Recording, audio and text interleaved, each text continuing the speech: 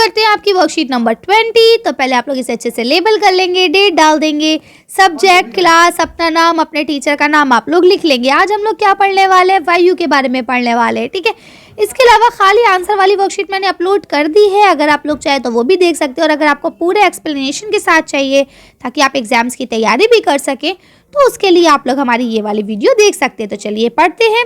जब जल पृथ्वी एवं विभिन्न जलीयाशों से वाष्पित होता है यानी कि गर्म होके भाप बन के उड़ने लगता है, तो ये जल वाष्प बन जाता है। वायु में किसी भी समय जल वाष्प की मात्रा को आर्द्रता कहते हैं। अब देखिए, आपने अक्सर महसूस करा होगा, खास तौर से बरसात के मौसम में आपका चेहरा बहुत ज़्यादा ऑयली हो जाता है। आपको लगता है कि मेरा चेहरा कितना ऑयली हो गया है, या फिर आप देखिए आपको हवा में नमी महसूस होती है कि आप अगर कोई कपड़ा अलगनी पे फैलाते हैं तो क्या होता है, वो कपड़ा सूखता नहीं है, वो ऐसा लगता है नम नम गीला गीला सा लगता है बार बार।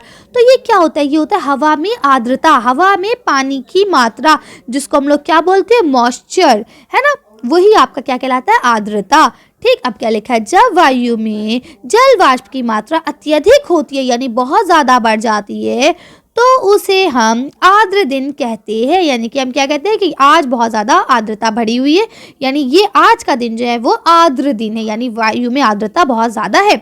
जैसे जैसे वायु गर्म होती जाती है, इसकी जल वाष्प धारण करने की क्षमता बढ़ती जाती है। जैसे जैसे हवा गर्म होती जाएगी, वो अपने अंदर पानी को ऑब्जॉर्ब करना ज़्यादा शुरू कर देगी, और इस प्रकार ये और अधिक आर्द्र हो जाती है, और इसीलिए ये और ज़्यादा आर्द्र हो जाती है, यानी और ज़्यादा मॉइस्चर से भरी हुई हो जाती है। आर्द्र दिन में कपड़े सूखने में काफ़ी समय लगता है। देखिए, जैसा कि मैंने आपको बताया, ऐसा क्यों होता है ये भी मैं आपको बता देती हूँ। ठीक है, ये आपके हिस्सा नहीं है लेकिन आपको पता होना चाहिए। देखिए क्या होता है, जब हम कोई कपड़ा फैलाते हैं तो हवा सूखी हुई होती है, हवा में आर्द्रता कम होती है, तो जब हवा इससे पार होती है तो वो इस आर्द्रता को, क्योंकि कपड़ा गर्म होने लगता है धूप की वजह से, तो वो इसके अंदर के पानी को अपने साथ लेके चली जाती है। लेकिन जब उसके अंदर ऑलरेडी पानी होगा तो वो यहाँ से इसके पानी को नहीं ले जा सकती। इसीलिए जिस दिन आर्द्रता ज़्यादा होती है उस दिन कपड़े देर में सूखते हैं और वो हल्के हल्के नम ही रहते हैं। एवं हमारे शरीर से पसीना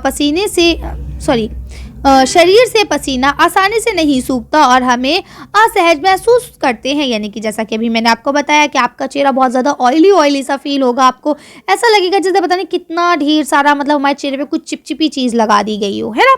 चलिए, अब यहाँ लिखा है वर्षण के प्रकार। अब देखिए यहाँ पे तो आपका रेड कलर तो चलेगा ही नहीं, चलिए हम कलर चेंज करते हैं। यहाँ लिखा है, देखिए वर्षण के प्रकार। वर्षण के कितने प्रकार होते हैं, तो देखिए गर्म वायु वाले होते हैं, ठीक है, गर्म वायु और ठंडी वायु वाले अलग से होते हैं, इसके अलावा मॉइस्चर वायु वाले अलग होते हैं। तो देखिए यहाँ लिखा है संवहनी वर्षा, चक्रवाती वर्षा और पर्वतीय वर्षा। ठीक है, अब जो संवहनी वर्षा होती है वो क्या होती है, सिंपल सा हवा, जो पानी है वो भाप बन के उड़ता है गर्म हवा की वजह से, और फिर वो बारिश हो जाती है। ठीक है, लेकिन क्या होता है, यहाँ पानी गर्म हवा की वजह से उड़ता तो है, लेकिन ठंडी हवा की वजह से मतलब यहाँ पे रुकावट सी रहती है। और ये जो आपकी होती है पर्वतीय वर्षा, ये क्या होती है, ये आपकी होती है इस तरह से मॉइस्चर वाली, जो पहाड़ों पे होती है। ठीक है, वैसे इसके आगे आपको एक्सप्लेनेशन दी गई है, तो हम एक्सप्लेनेशन को ही पढ़ते ताकि आपको और अच्छे से समझ में आए। तो देखा है, जब जल वाष्प ऊपर उठता है तो ये ठंडा होना शुरू हो जाता है, यानी कि जो पानी की बूंदें हैं समुद्र में गर्म होकर भाप बन के ऊपर उठती हैं, तो वो क्या होती हैं, वो ठंडी होने शुरू हो जाती हैं। जल वाष्प संघनित होकर ठंडा होकर जल की बूंदें बनाते हैं, यानी कि जो जल है वो वाष्प बन के ऊपर गया, यानी भाप बन के गया तो ऊपर, लेकिन जैसे जैसे ठंडा होने लगता है वैसे वैसे वो बूंदों में बदलने लगता है। बादल इन्हीं जल की बूंदों का ही एक समूह होता है, यानी यही जल की बूंदें जो ये इकट्ठा होती हैं। ठीक है, जब जल की ये बूंदें इतनी भारी हो जाती हैं कि वायु में तैर ना सके, यानी कि जब तक ये वायु में नहीं रह सकती तब ये वर्षण के रूप में नीचे आ जाती हैं, तभी वर्षा होने लगती है। ठीक है, उम्मीद करती हूँ आप लोगों को समझ में आ रहा होगा। चलिए आगे बढ़ते हैं। यहाँ क्या लिखा है, आकाश में उड़ते हुए जेट हवाई जहाज, जो आपके जेट हवाई जहाज होते हैं, अपने पीछे सफ़ेद पथ चिन्ह छोड़ते हैं। जैसे कि आपने देखा होगा, अक्सर जहाज चला जाता है उसके पीछे ऐसे रेखाएं बनी होती है जो बाद में फटी फटी सी हो जाती हैं, है ना। इनके इंजनों से निकली नमी संघनित हो जाती है। वायु के गतिमान न रहने की स्थिति में ये संगठित नमी कुछ देर तक पथ के रूप में दिखाई देती है। जैसा कि अभी मैंने आपको बताया कि विमान चला जाता है और आप देखते हैं कि उसके पीछे लकीर सी बनी रह जाती है। ठीक है, ऐसा इसलिए होता है क्योंकि वो वहाँ पे जगह बनाता हुआ जाता है, वो नमी है और क्योंकि वहाँ पे वायु नहीं है जो उसे फैला पाए, इसीलिए कुछ देर तक वो आपको इस तरह से नजर आता है। आगे पढ़िए। पृथ्वी पर जल के रूप में गिरने वाला वर्षण वर्षा कहलाता है। यानी कि वो पानी की बूंदें जो पृथ्वी में गिरती हैं वर्षण के रूप में, उसे हम क्या कहते हैं? वर्षा यानी बारिश कहते हैं। ज़्यादातर भौम जल, भौम यानी कि भूमि वाला जल जो अंडरग्राउंड वाटर है, वर्षा से ही प्राप्त होता है। यानी कि ग्राउंड वाटर जो है वो वर्षा से ही बनता है। क्यों? क्योंकि जब वर्षा नीचे गिरती है आके ज़मीन पे तो वो ऑब्जॉर्ब कर लिया जाता है पेड़ों के ज़रिए। इसीलिए कहा जाता है कि ज़्यादा से ज़्यादा पेड़ लगाएं और फिर पेड़ जो है उसको नीचे रखते हैं जिसमें ग्राउंड वाटर लेवल बढ़ता है। ठीक है। हाँ, तो हम लोग कहाँ पे थे? ये इस तरह से आपने कहा पढ़ लिया कि ये ज़्यादा बढ़ाते हैं। भौम जल वर्षा जल से ही प्राप्त होता है। पौधे जल संरक्षण में मदद करते, लीजिए ये बात पहले ही आ गई। ठीक है, पौधे ही मदद करते जल संरक्षण में। कैसे? मैंने भी आपको बताया कि उनकी जो जड़ें होती है ना वो ऊपर से पानी को ऑब्जॉर्ब करके नीचे पानी को ले जाती हैं, क्योंकि उन्हें बाद में भोजन बनाने के लिए पानी चाहिए होता है ना, इसलिए वो अपना पहले से स्टॉक करती हैं। जब पहाड़ी जो आपके होते हैं, पहाड़ी पशुओं से पेड़ काटे जाते हैं, यानी पहाड़ी क्षेत्रों से जब पेड़ काटे जाते हैं तो वर्षा जल अनवरत पहाड़ों के नीचे बहता है और निचले इलाकों में बाढ़ का कारण बढ़ता है। तो इसी वजह से क्या होता है? बाढ़ वगैरह आती रहती हैं। आप जानते हैं कि पेड़ हमारे लिए बहुत मददगार है, जिन्हें आज हम लोग इतनी बेदर्दी से काटते रहते हैं। हमें ज़रा भी तकलीफ़ नहीं होती पेड़ को काटते हुए, है ना, लेकिन हमें ये नहीं पता कि पेड़ हमारे लिए कितना काम करते हैं। ऑक्सीजन देते हैं, दवाइयाँ देते हैं, फल सब्जियाँ देते हैं। इसके अलावा जो लोग मांसाहारी हैं उनके लिए जानवरों को भोजन भी पेड़ ही देते हैं। इसके अलावा आज हम बेड पे बैठे हैं, स्कूल में टेबल चेयर पे पढ़ते हैं, बेंचेस पे बैठते हैं, डस्टर है, ये सारी चीज़ें भी हमें पेड़ों से ही प्राप्त होती है ना।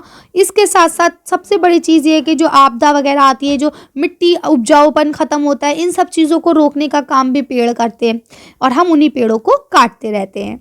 है ना, हम कितने अच्छे, इसीलिए कहा जाता है इंसान बहुत महान है।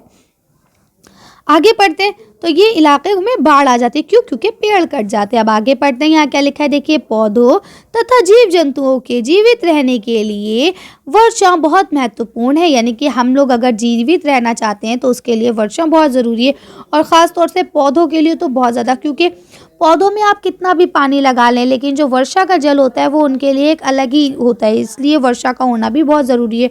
और पुराने ज़माने में जब इतने साधन नहीं थे तो पूरी तरह से खेती जो है वो वर्षा के जल पे ही निर्भर करती थी।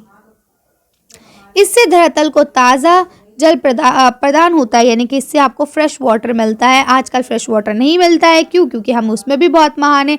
हम इससे धुएं और इन सब चीज़ों से ऊपर जो संघनन की प्रक्रिया है उसमें भी खेत पहुंचाते हैं। यानी कि जब पानी वाष्प बन रहा होता है तो वो खाली पानी ही नहीं होता है, बल्कि आजकल हमारा दिया हुआ पॉल्यूशन भी उसके अंदर संघनित होता है, जिसके बाद हम कहते हैं कि वर्षा जो है एसिड रेन हुई। वो आगे आप पढ़ेंगे तो आपको पता चल जाएगा कि मैं क्या कहना चाह रही थी।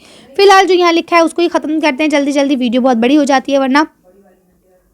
तो लिखा, यदि वर्षा कम हो तो जल की कमी तथा सूखा हो जाता है। इसके विपरीत अगर वर्षा अधिक हो तो बाढ़ भी आ जाती है। ठीक है, देखिए वो तो हम जानते हैं, अति तो किसी भी चीज़ की बुरी होती है ना।